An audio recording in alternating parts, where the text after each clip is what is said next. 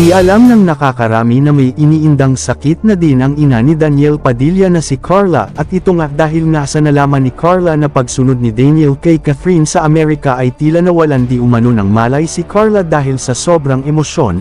Ayon sa chika, isa nga siya sa mga nasasaktan sa ngayon sa hiwalayan ng dalawa. Tila mas nangingibabaw ngayon kay Carla ang pagmamahal niya sa kanyang anak, lalong-lalo na kay Catherine na naging pamilya na rin niya at itinuturing na din niyang anak. Mabuti na lang at naagapan naman agad ang pagkawala ng kamalayan ng nasabing actress. Apektado din si Carla sa lahat ng kontrobersya na isinasangkot ngayon sa kanyang anak. At ang pagsunod ni Daniel kay Catherine sa Amerika ang isa nga sa ikinagulat nito dahil di na niya alam kung ano na nga ba ang desisyon ng dalawa at kahahantungan ng kanilang tuluyang paghihiwalay.